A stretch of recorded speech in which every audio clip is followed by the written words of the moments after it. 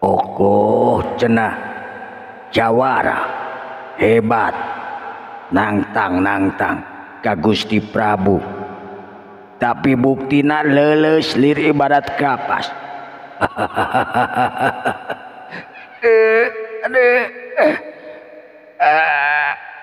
Udang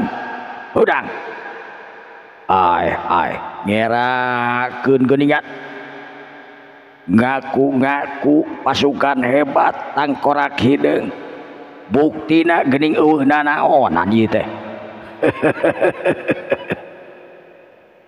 Yai sumuhun kurtibah sungut we nu grewong geuning, buktina mah eueuh naon-naonna geuningan ieu pasukan tangkorak hideung teh dipayuneun Gusti Raja mah. Anjeun anu limaan anu geus ciga hayam nang mees. Naon nang mees? Hayam nang mais beureut lain. Hayam naon atuh? Hayam naon atuh? Hayam belung.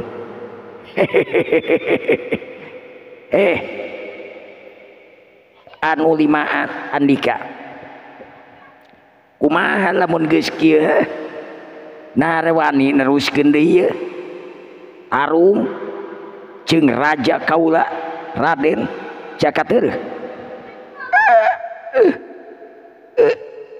Ampun kaula teu wantun, kaula ngaku kana kahebatanana Raden Jakateureuk. Mun tita tadi meureun silai ngomong kawas kitu teu kudu pasea moal era meureun make jeung hayang nyobaan sagala. Ai lamun geus kieu pan maneh nu era lain rangkang perengkeng ari geus kieu ceurik panan menta dihampura ulah sok kitu hirup teh. Ampun kaula rumaos, ulihkeun kaula. Kakang Pati, Kakang Bando, oge Kakang Gilimunding, kaula nun Gusti, kaula nun Gusti. Minggir heula, kaula anu bakal nanya ka manehanana. Subangga Gusti. Anjeun anu limaan pasukan tangkorak hideung kula raja ti nagara Kalaska Kancana anu kasebut Raden Jakateureuk, kula teu nyalahkeun Andika limaan. Maksud Gusti kula ngamaklum tangtu Andika limaan can percaya ka kula lamun memang teu pernah ngajaran tarung kawas kieu. Sanajan memang kaula teu pernah antel kulit jeung Andika, ayeuna kumaha? Ampun Gusti, jisim abdi rumaos limaan ieu taluk sumujud moal bade sakali-kali deui ngaremehkeun ka musuh-musuh. Hade lamun kitu mah.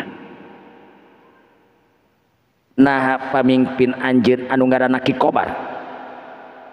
Sumuhun Raden.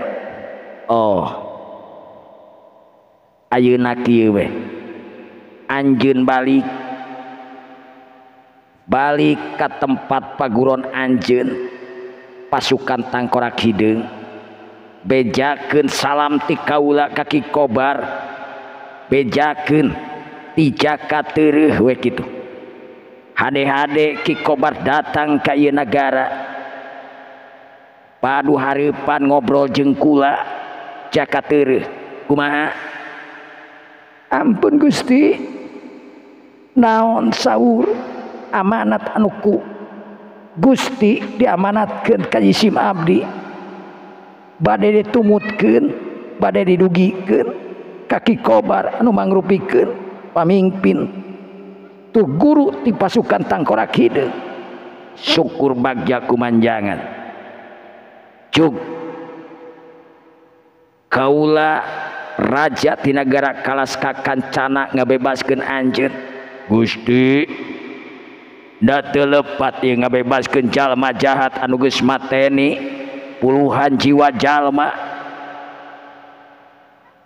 teu da naon awal akhir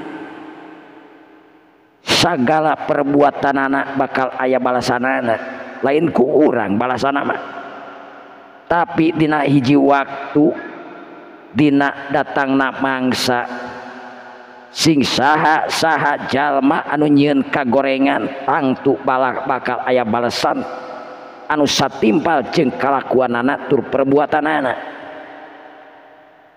subuhun Gusti tapi kumaha pami dibebaskeun teh geuning kalaka ngaranyah ka ditu ka dieu kalaka beuki mbaweuh kajahatanana sagalana ditanggung ku maranehanana wani ngajalankeun sarekal wani ngajalankeun kajahatan sanggeus papanggih jeung kaula tinggal tunggu akibatna ampun Gusti kaula moal kumawantun kana naon anu tos disebatkeun ku Gusti kaula dina detik ayeuna unggul tobat moal arek nyieun deui moal arek ngadamel deui kagiatan-kagiatan jahat samalah pamitiasa abdi hoyong tetep we di ieu nagara kumawula ka Gusti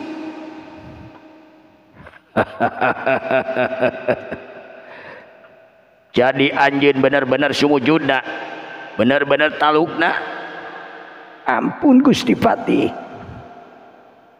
kaula nyuhunkeun ampun kaula taluk kaula obat dina waktu ayeuna jeung saterusna kaula pami diizinkeun hoyong ngabdi ka ieu nagara ngabdi ka Kangjeng Raja anu maha bijaksana Gusti kumaha Gusti oh jadi anjeun ayeuna hayang tetep renggenek di nagara kumaha beureun lamun guru jeung balad-balad andika neangan hapunten Gusti kumawantun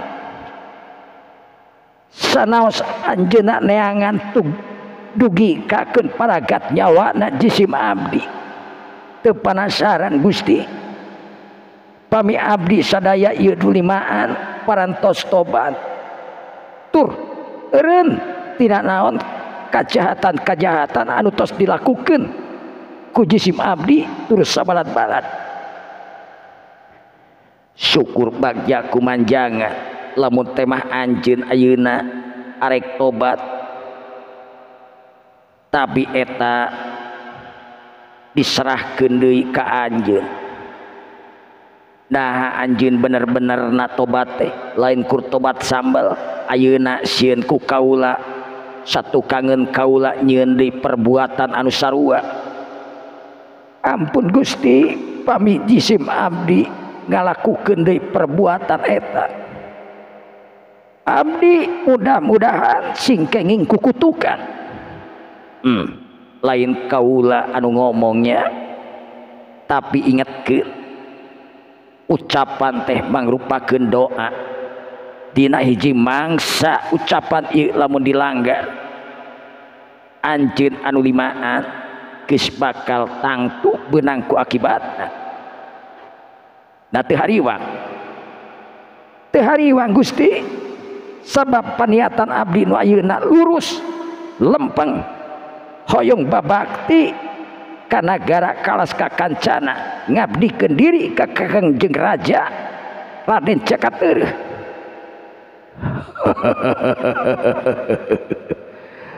Syukur bagja kumanjangan kumaha ayeuna Gusti. Ayeuna mah geus eueuh diomongan anu kudu dibahas. Pernahkeun ieu pasukan Tangkorak Hideung latih tur bere bimbingan supaya kaharepna leuwih alus deui. Tapi kumaha perkawis piwara ngadugikeun ka Ki Kobar eta engke urang dibahas deui. Tapi ceuk rasa kula Ki Kobar ayeuna geus nyahoeun yen anak buahna anu limaan geus dibawa ka ieu nagara. Mudah-mudahan Ki Kobar datang ka ieu nagara menta ieu anak buah anu limaan. Sabab sakanyaho kula anjeun-anjeun nu limaan anak buah anu memang dipercaya ku Ki Kobar, anak buah anu memang mangrupakeun leungeun-leungeun kanana Ki Kobar. Geus tangtu Ki Kobar mamikeun kitu wae tur hiji mangsa Ki Kobar bakal datang ka ieu nagara. Da Ki Kobar mangrupakeun jalma sakti mandraguna. Ampun Gusti, kula sawaktos harita ngabdi di negara Canar parantos nyobi ijen patutunggalan jeung anuna jalmi anu namina Ki Kobar. Jelas anjeunna ngagaduhan aji kasakten anu hebat, awakna teu mempan ku sanjata naon wae, kuat waduk sareng deui ngabegaduhan aji kasakten anu tangtos teu dipimilik ku nu sanes. Saupamina engke dongkap ka ieu nagara kumaha urang sadayana. Kakang, lamun engke ieu datang ka nagara teu kudu hariwang tangtuna, sabab di ieu nagara teh lain kur aya urang, aya Yai Kidung Awuk, aya Yai Padrasena, aya deui Ki Jalak Sakti anu ngabogaan aji kasakten anu teu kalah hebatna. Kakang Pati, kaula dusun, kaula nuhun, kaula ngarti kana naon anu dipika salempangkeun ku anjeun. Na teu inget anjeun sakabeh boga babaturan anu ngaranna Daman jeung Damin mangrupakeun panglima perang anu teu katingal, panglima perang tan katingal ku jalma biasa. Sumuhun Raden. Waduh, teu emu tugi kadinya. Kakang Pati, Daman jeung Damin ngabogaan aji kasakten anu hebat, anu tangtuna teu gampang ngelehkeun Daman jeung Damin. Iwal ti hiji jalma anu ngabogaan kasakten luar biasa anu mampu bisa ngalehkeunana Daman jeung Damin.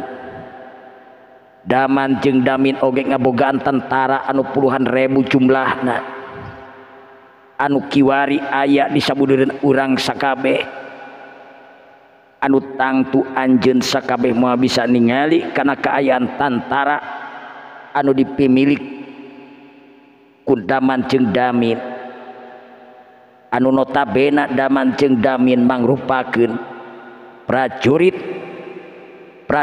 tan katingal ti nagara Jin Baladewa. ayeuna mangrupakeun makhluk-makhluk anu siap ngabdi ka kaula di nagara Kalaska Kancana anu geus dipinuhan ku tentara lain ku bangsa manusia tapi oge bangsa jin. Subuhun Gusti. Kakang terang sumuhun abdi oge terang tah ku ayana kitu kakang luaan papatih ti nagara Kalaska Kancana anu hartina kapercayaan kula oge kasakabeh mantri senopati jeung panglima perang nganyahokeun yen ti nagara ieu teh lain kul wungkul aya prajurit bangsa manusia tapi puluhan ribu prajurit bangsa jin siap pikeun tempur ngaheuyeut urang sakabeh. Luar biasa kehebatan anak pasukan jin tiga nama. Luar biasa oge nagara Kalaska Kancana salian dipimpin ku jalma anu sakti gagah mandraguna oge para tentara na campur jeung bangsa jin sagala rupa. Bagja anjeun anu limaan pasukan Tangkorak Hideung kaula Raden kaula ayo milu jeung kaula sumangga Raden. Sanggeus puguh kitu bring atuh harita dua patih ngiringkeun pasukan Tangkorak Hideung dibawa ka tempat anu sok biasa dijadikeun tawanan tur dilatih sagala rupana dina eta tempat. Dituturkeun oge ku satria-satria hebat di nagara Kalaska Kancana. Di antarana salah sahijina nyaeta Panglima Boko jeung Jalak Sakti. Nya kitu deui Raden Cakateureuh harita balik deui ka Paseban nepangan anu janten garwana Nyimas Akira anu ngantosan di kursi kerajaan, kursi anu memang dijadikeun lambang nagara Kalaska Kancana.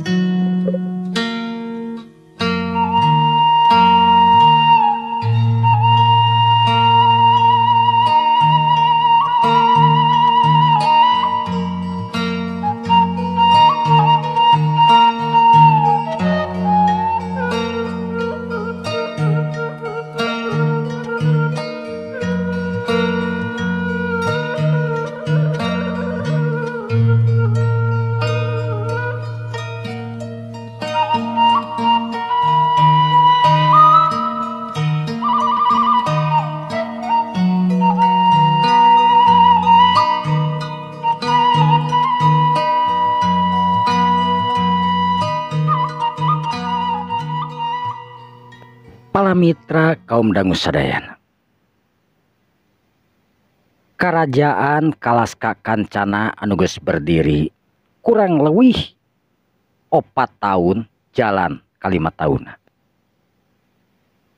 Nagara anu disebutkeun Gemahripah Loh Cinawi kaayaanana tenang rahayatna lubak ribuk peplakan nanaon wae jadi. Eueuh kakurangan dina nagara eta rahayatna ayem tentrem ngebogan raja anu memang kacida pisan bijaksanana Raden Cakateureuh. Rahayatna anu memang dina gotong royong sagala rupa teh ceuk sirikna runtut raut sauyunan kadarat jadi salogak kacai jadi saleuwi estuning dina sagala rupana rakyat teh rahayat teh kacida pisan babarengan terus nyugemakeun ka pamimpin anu di luhurna. kacaturkeun di jero istana harita Nyimas Akira anu geus kakandungan. Jalan katilu bulana Nyimas Akira anu teungeunah dahar, teungeunah nginum, teungeunah sagala rupana.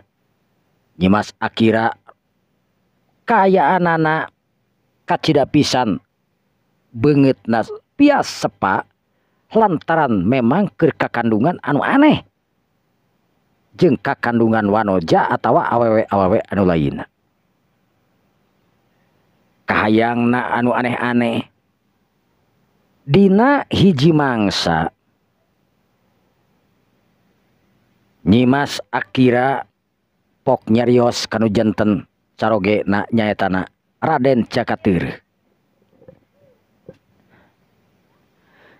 Kakang Cakateureuh. Aya naon Nyimas? Kakang, jigana kacida nikmat tur raosna pami nuang daging orai naga, Kang. Gebeg Cakateureuh sapada harita ngagebeg kaget ku permentaan anu jadi pamajikanana.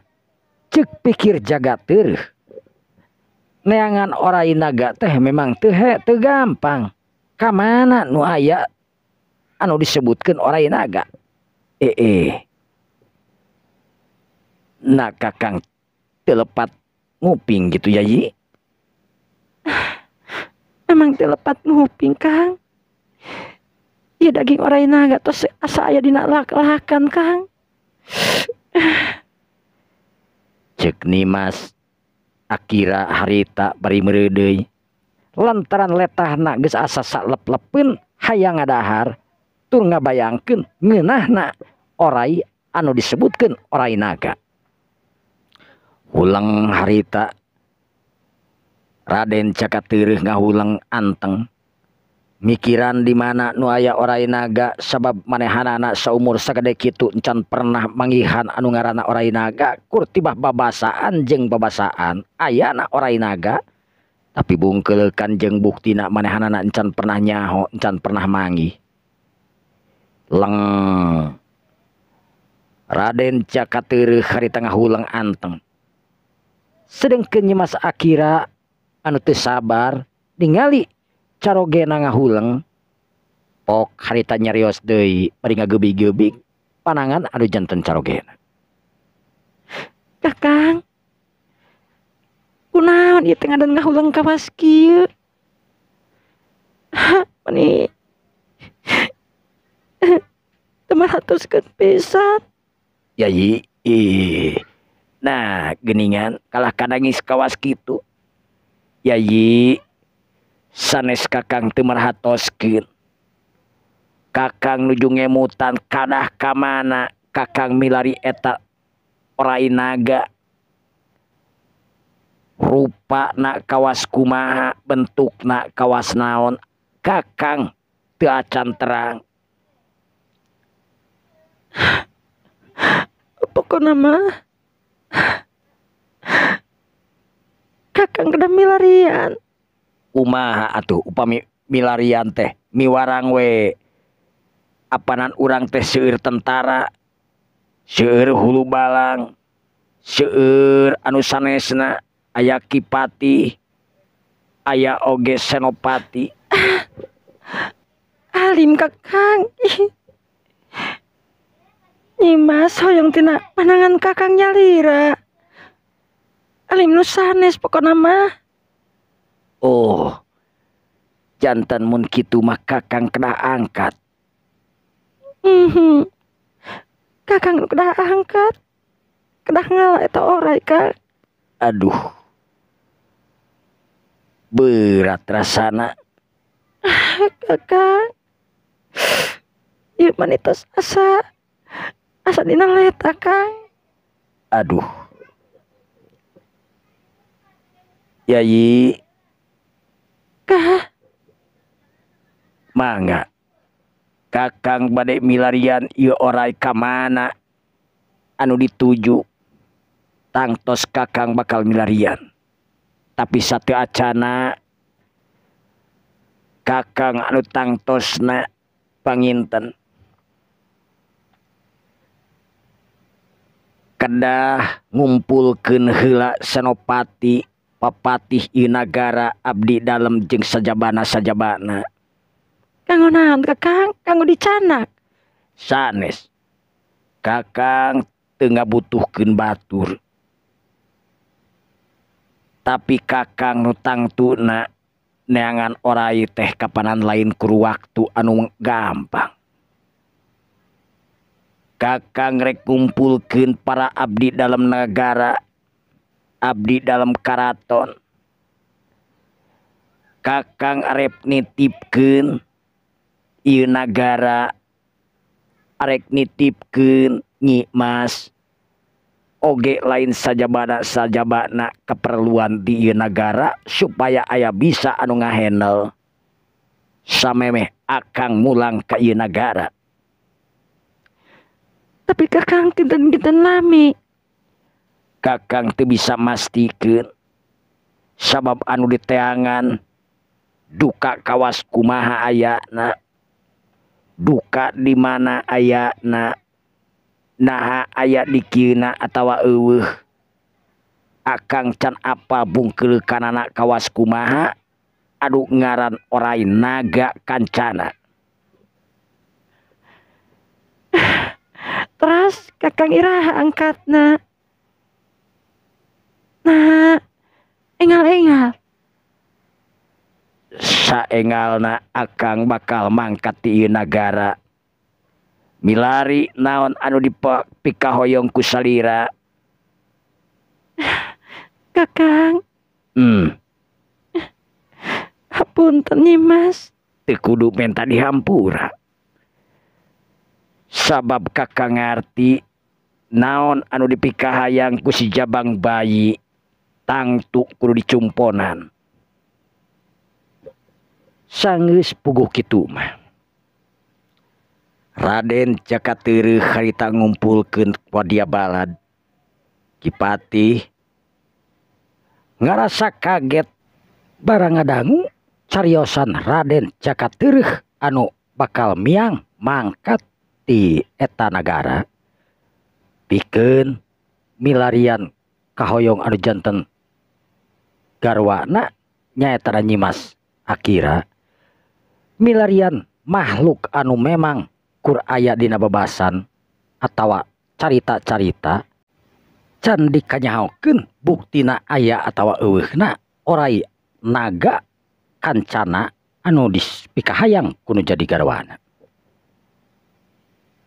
Sanggeus Raden Jakateureuk panjang lebar tur nitipkeun sagala kaayaan di eta nagara. Loba nu arek milu kasup Kipatih giling munding anu hayang ngabaturan. Tapi Jakateureuk sama sakali mung dibaturan kusing saha wae. Leuwih hade ngajaga istana. Bisi aya maung Gajah Meta tur ngajaga kana katentraman rakyat sakabehanana. Ulah saurang oge pikeun lunta ninggalkeun eta istana. Kitu ceuk parentahna Raden Jakateureuk samemeh mangkat. Kira-kira pasosore panon poe geus ampir lingsir ka belah kulon. Raden Jakateureuk geus pamitan kanu jadi garwa. Make pakaian biasa seperti biasana Raden Jakateureuk. Robah wujudna Raden Jakateureuk anu biasa pertentang lir ibarat raja ti kahyangan. Ayeuna balik kana asalna Raden Jakateureuk anu make pakaian biasa pakaian samemehna dipake. Make Raden Jakateureuk make baju pangsi warna hideung sedengkeun sirahna make totopong buuk anu panjang ngagebai harita kira-kira semet bujur. Raden Jakateureuk kencling pamitan ninggalkeun nagara saurang oge jalma-jalma anu papanggih anu nanya anu nyaho yen eta teh Raden Cakateureuh anu keur nyaru pikeun ngajalankeun tugasna neangan oray naga kancana anu encan puguh aya di kieuna teuing di mana dina ayana oge eta oray anu ngaran naga kancana teh. Tapi Cakateureuh harita optimis manehna geus pasti bakal manggihan eta oray sanajan can dikanyahokeun di mana tempatna jeung aya eueuhna eta oray teh. Cakateureuh anu harita leumpang ngingkig make totopong. Loba jalma anu pasaliwar papanggih jeung dirina. Saeutik oge jalma-jalma anu papanggih jeung dirina teu ngareret tur teu nanggap ka anu leumpang teh mangrupakeun raja agung ti nagara kalas kakancana. Rahayat anu teu dikanyahokeun anu teu nyaho yen eta teh nu leumpang Raden Cakateureuh. Saeutik oge eueuh nu nyangka Raden Cakateureuh anu memang keur leumpang ngalalana pikeun neangan oray anu teuing di mana tempatna. Pok dina batin Cakateureuh harita ngomong.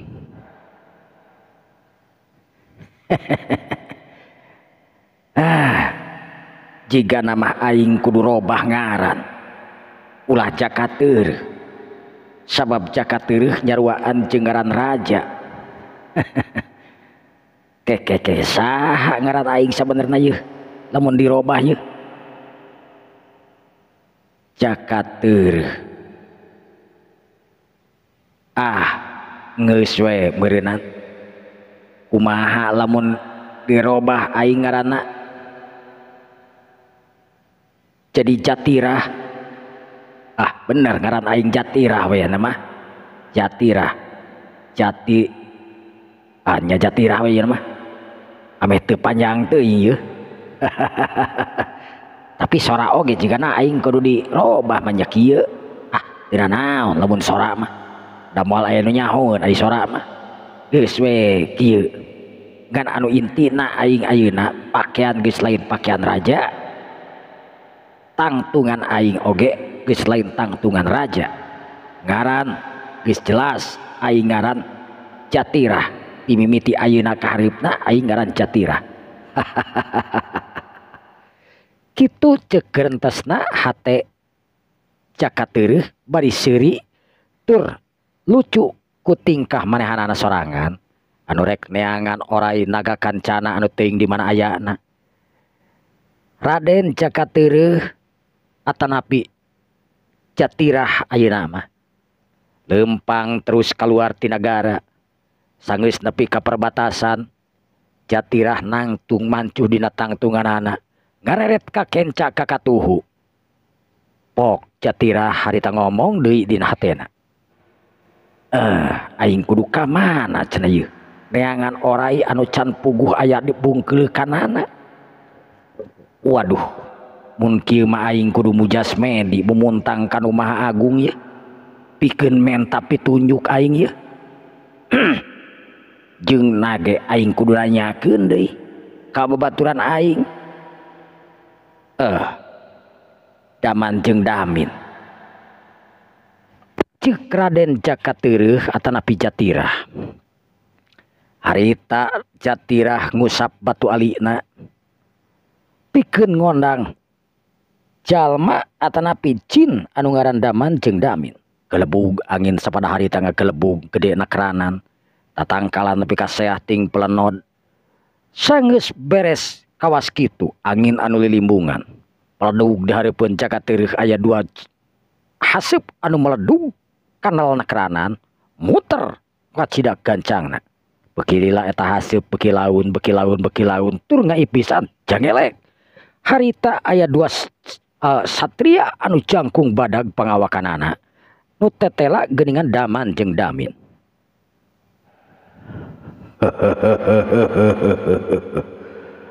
Sampurasun Gusti aya pikeun saeunaon naon ieu teh geuning.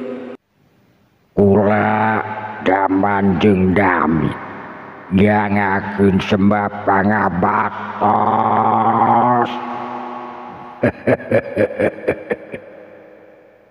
Ditarima ku kaula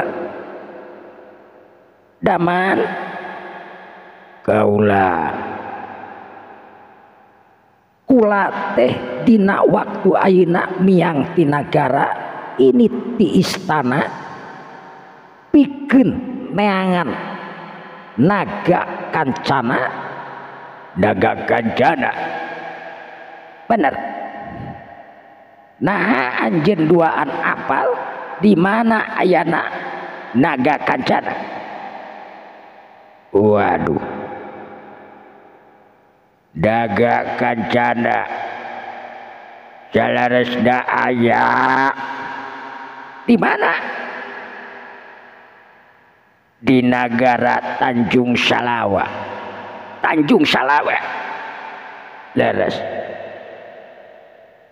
eta negara Tanjung Salawa teh kacida pisan tebihna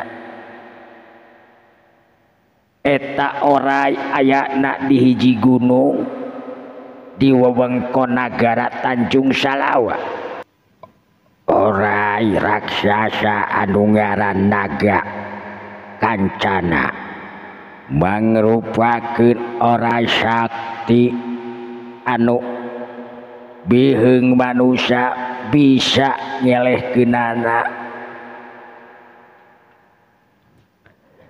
Eta oray teh aya dina guha anu ngaran guhana Guha Jabria anu aya di Gunung Jabria. Anjeun bisa ngantir tiasa, tapi jujur we kaula teu tiasa ngantir ka eta gunung. Nah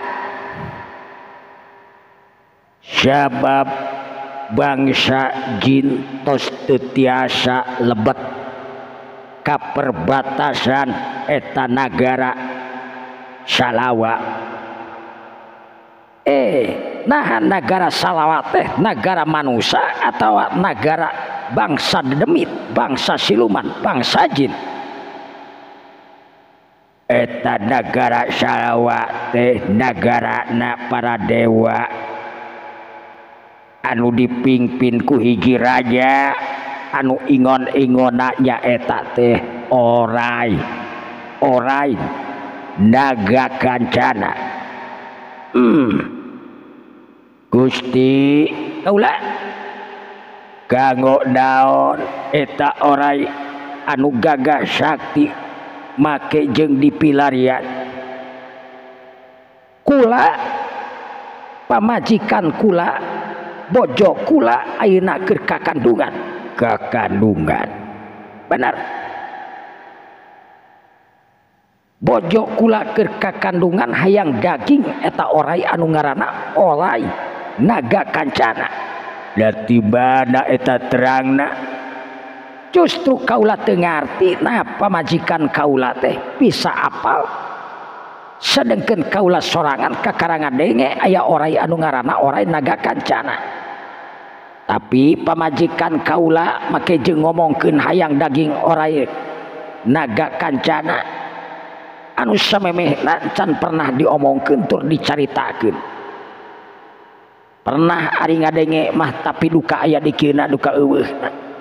Kula teu yakin. Tapi ayeuna sanggeus pamajikan kaula menta daging oray naga kancana, kula mangkat ti nagara ini ti istana ninggalkeun kahirupan tur kamewahan. Kula hayang neangan eta oray panasaran kaula kawas kumaha sabenerna eta oray naga kancana anu ceuk Andika aya di Tanjung Salawa.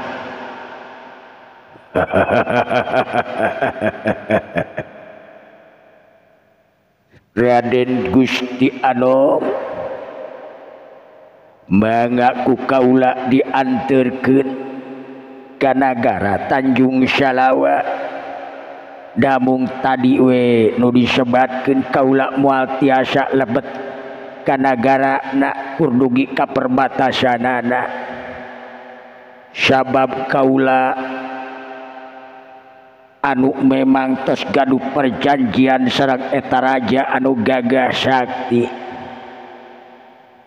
Nah anjeun eleh tarung laras kaula teu mampu pikeun ngalawan raja gagah ti nagara Salawa, nagara jin anu memang gagah anu luar biasa eueuh babandinganana di antara nagara-nagara jin. Oh gitu, kula jadi penasaran sumanga moal burung dianterkeun ka perbatasan tapi hapunten we moal tiasa ngiring teu naon bade iraha ayeuna ameh teu lila teuing kaula ngalanglang duniana ieu ngalanglang ka alamna ninggalkeun anu jadi bojo anu keur kakandungan ninggalkeun tugas nagara anu keur kaula diemban ayeuna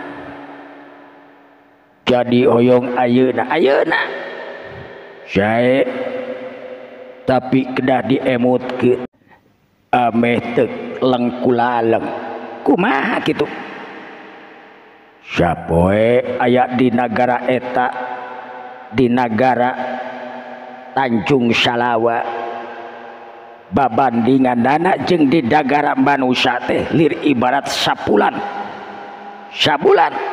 bener. Lamun aya sabulan hartina urang di negara Tanjung Salawa teh geus aya satahunan.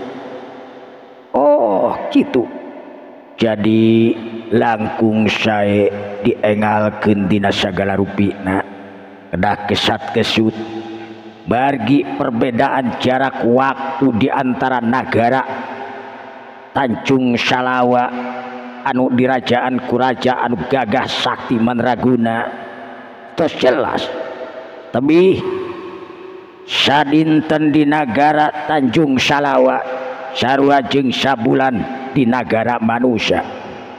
Oh ulah ngarti mun kitu mah hayo anterkeun kaula ka perbatasan negara Tanjung Salawa. Subangga Raden mangga ayeuna mah geura naik ieu kana daun anu jadi tutumpakan kaula. Hayo sanggeus puguh kitu mah Raden Jakateureum harita di bawah hibar kana daun nyatana ku daman jeung damin ngablesat ibarat kilat anu mancabura sakolebat manehanana geus teu kaciri deui komo deui ku jalma-jalma biasa sanajan ku para jin oge geus moal katingali ku kahebatanana aci kasakten anu dipimilik ku janda daman jeung damin. Jakateureum oge lain teu boga kawas kitu tapi manehanana teu apal di mana ari nagara anu disebutkeun Tanjung Salawa sabab eta lain nagara manusia. Nagara jin anu kacida pisan rongkah tur hebatna raja sakti anu gagah kacida sedengkeun ingon-ingona naon anu diomongkeun ku daman jeung damin teh mangrupakeun orai jeung orai di antarana aya orai anu kacida gagah saktina nu ngaran orai naga kancana. Heuleut sababaraha detik harita Jakateureum geus nepi kanu disebutkeun perbatasan antara negara manusia jeung negara jin. Eta kaayaan teh mani beda pisan eueuh panon poe tapi caang eueuh angin tatangkalan katingali hejo ngemplok tapi saeutik oge teu oyag-oyagan katebak ku angin beda jeung di negara manusia. Kaayaanana anu tiis lir ibarat es. Jakateureum kerung anu meh tepung antara dua halisna. Ieu meureunan nagara nu disebut Tanjung Salawa teh nagara anu endah tapi nyimpen kesaktian anu hebat di antara para penggawa jeung rajana. Saha kira-kira rajana cenah ieu teh? Gusti hapunten anu kasuhun. Kaula kena engal-engal angkat ti ieu perbatasan. Margi pami katingalieun ku para prajurit ti nagara Tanjung Salawa. Tangtos bakal ribet engkena. Oh, jadi kitu. Nuhun kaula geus diantirkeun ka ieu perbatasan nagara Tanjung Salawa. Sami-sami. Atuh pami kitu mah sumangga angkat tuh kapalih ditu eta bakal tembus ka nagara Tanjung Salawa. Tapi nya kitu. Setiap perbatasan dijagi ketat ku para penggawa kerajaan tur prajurit anu gagah sakti sabakta ku pakarangna. Tina naon? Gusti kaula pamit. Bral. Cuk. Kaula nitip nagara bisi aya mau ngamuk gajah meta. Sumangga Gusti eta sagala. Sadayana bagian jisim abdi sareng sadayana para abdi nagara tur pasukan jin anu tos siap satuhu satia ka Kangjeng Gusti. Syukur lamun kitu mah kaula mangkat heula. Sumangga sanggeus puguh kitu mah harita kenceling jin harita geus init ngaralies sedengkeun jakat teueuh nangtung mancuh dina tangtunganana. Luk sukuna harita ngalengkah lalagunan bari manco neuteup kajauhna. Harita beuki asup ka hiji daerah anu kumanehanana menang teu dikenal. Beda pisan jeung di bangsa manusia. Sanajan sigah leuweung tapi hiji oge eueuh jukut di handapna.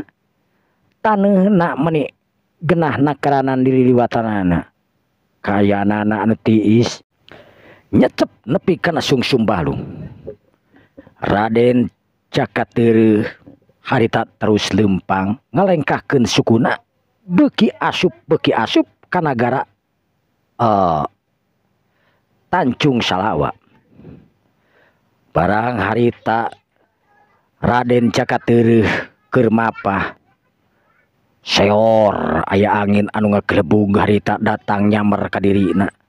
Nepi kakeun sagala nu aya di dinya ngararapung tur halaliber. Galagak aya nu seuri harita ngagalagak sorana handaruana keranan. Lain kur hiji dua tapi kadengenan nepi ka eak-eakan bangun anu seneng kadatangan ku manusia.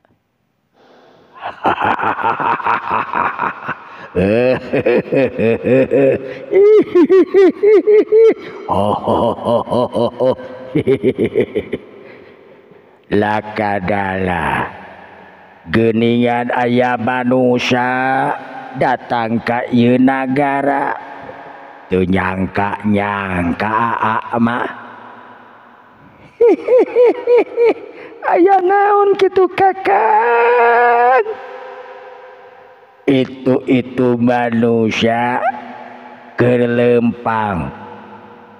Tah, tapi saha urang mana arek ka mana jeung saha? Naonana? Siapa betok? Bake jeung naonana manusia. Di mana? Itu deuleu kumaneh manusia keur lempang ka beulah dieu. Panona burilak-burilek. Kudu dikumahakeun. Kudu dicok-crok polona. Aduh, jiga nama nikmat itu mah bener. Leutik camperenik kulitna koneng umyang. Jika nama benar ieu mah keur mejeuna cetrokeun. Apal wae kana cetrokeun mah sia. Nya atuh apal wae kana cetrokeun mah. Badusa. arek daun sia datang ka ieu nagara kula make jeung wani-wani ngalengkahkeun suku ka nagara kula. Saha andika? Kula anu ngajaga di perbatasan jeung ieu sabalad-balad. Rek naon sia datang ka dieu he? Darek sosoro kojor di dieu mah da eueuh tukang baso sia. Keun bae eueuh tukang baso ge. Hulu maneh ku aing urang baso sakalian. Urang ngajar. Wani-wani kaing. Kakang. Daun sia. Buru-buru urang rejengan eta, urang cocrok polona Kang. Daun sia make jeung sada. Hayang eta tah. Hayang celina nu rebing. Hayang panonna dicokel. Yes ya. Bangsat sia. Badu sia. Tujuan sia datang ka ieu nagara rek naon? Naha kaula teu nyasar. Naha bener ieu nagara Tanjung Salawa. Ya, bebang bener ieu nagara Tanjung Salawa. Apal ti saha sia nagara Tanjung Salawa? Sakanyao aing bangsa manusia nu apalin ka nagara Tanjung Salawa. Apal ti saha sia? Teu perlu kaula nyebutkeun apal ti saha. Ngan anu jelas kula boga tujuan di nagara Tanjung Salawa. Daun tujuan andika. Tujuan kaula hayang ngala naga kancana anu aya di Gunung Cabria. Kurang aja. Manusia bake jeung wani-wani rek ngala ora anu ngaran naga kancana. Eta orai teh mangrupakeun cocokan raja kaula.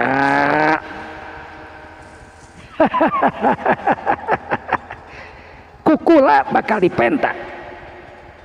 Lamun eta raja dipertahankeun arek kumaha sia? Kula bakal maksa. Sia kurang ajar ieu manusia geus cucungah. Emang geus cucungah? Aduh, geura diala ieu tuangna ieu manusia teh ieu. Ame leuleus ieu. Manusia. Anjeun geus wani-wani datang ka nagara ieu tanpa izin ti kaula. Geus narobos asup anu hartina beheung anjeun bakal papisah, awak anjeun bakal dikeremus ku aing. Cikan hayang nyaho kula. Teurak henteu ieu huntu andikan urang ngeteng kawas kitu nahakeun huntu teh make jeung rangeteng. Lamun teurak nya masrahkeun kula pikeun dihakan ku andika. Tapi lamun teu teurak anteurkeun kaula ka hareupeun Raja Andika anu ngaran Raja Badukrama. Idih dah geuning geus apal geuning eta karaja Raja Badukrama anu gagah sakti. Wah, ieu mah benar-benar kurang ajar. Badusa. Nyatu salempang ku nyawa. Kaula memang teu salempang ku nyawa. Lamun ayeuna ku aing dihakan are kumaha sia? Nya teu kumaha lamun dihakan mah nyapaeh we meureunan. Urang ajar ieu mah geus dangtang Ki Adi. Ulah. Urang rejengan urang tewak ieu. Urang hakan disisil ieu. Sesakeun we tulangna saeutik wae mah. Manusia geblek. Wani-wani sia datang ka dieu. Ulah loba ting diajak ngomong. Ayo kurang hakan ieu manusia teh kurang ajar. Curerat harita eta para ponggawa jin anu jarangkung badag teh tur leungeunna kaker harita nyamar leungeunna newak kana awakna jagat teureuk anu nangtung mancuh dina tangtunganana. Paranggep eta leungeun nyepeng kana awakna jagat teureuk anu ceuk paribasana sakepeul jeung bajuna memang bener sabab awak anu jangkung badag leungeun anu meber ngepeul harita awakna jagat teureuk anu leutik mungil bangsa manusia. Eta awak jagat teureuk dionget-onget ditarik dibetot dikumaha-kumaha saeutik oge awak jagat teureuk harita teu mundur henteu uget acan. Kunaon ieu manusia make jeung teu uget. Manusia kaula nu aya naon ieu teh? Buru kaula angkat. Kaula geus teu sabar ieu hayang cicing dina palema beheung maneh. Hayang asup kana jero ti korok maneh ieu. Waduh, geus gae namun kieu mah ieu kurang ajar. Lain ngahina memang kitu kaayaanana. Sia geus telebar kana nyawa. Diugetkeun tapi memang teu bisa euy. Bangsa manusia ieu mah beda ieu. Waing urang disulewegkeun wae da mah.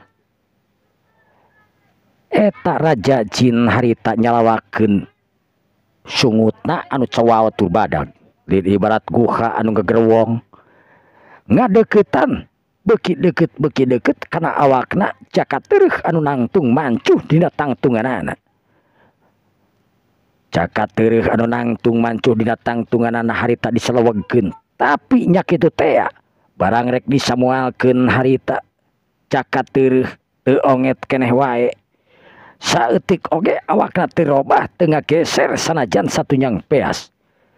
Atuh puguh we etara ponggawa jin ngarasa amek lantaran jagat teureuk anu teu bisa dionget-ongetkeun. Waduh kurang ajar geus ngahina deui wae sungut aing nepi ka geus atuh. Ku aing kudu dikumahakeun ieu yaye geuningan manusia teh teu onget-onget. Eta mah manusia teh beda meureunna. Kudu dikumahakeun atuh nya Kakang. Waduh, geus wae urang panah we tuman. Bener. Susuganan we ku panas sakti mah beunang ieu manusia teh. Geura pentangkeun Yai.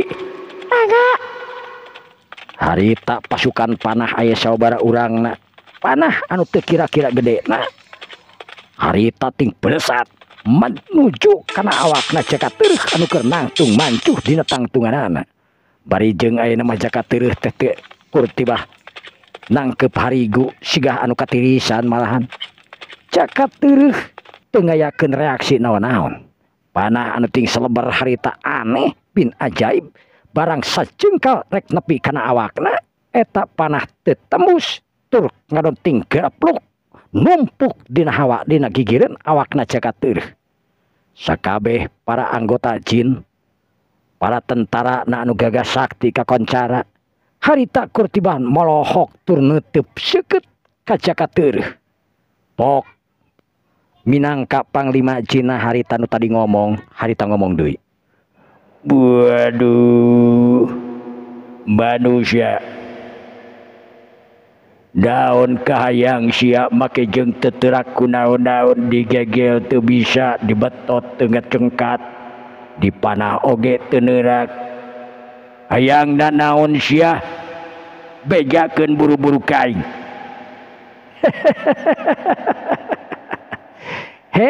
Anjeun bangsa jin anu bodoh. Kula geus ngomong tidak tadi lamun teu bisa ngahakan kula, lamun teu bisa ngagerahan kana awak kula ngaraheutan ku sanjata andika bawa kaula ka kota raja, bawa kaula ka istana, tepungkeun kaula jeung raja andika anu ngaran Raja Banukrama. waduh kudu kumaha ieu urusanana ieu aing can bisa ngelekeun ieu manusia tapi yakin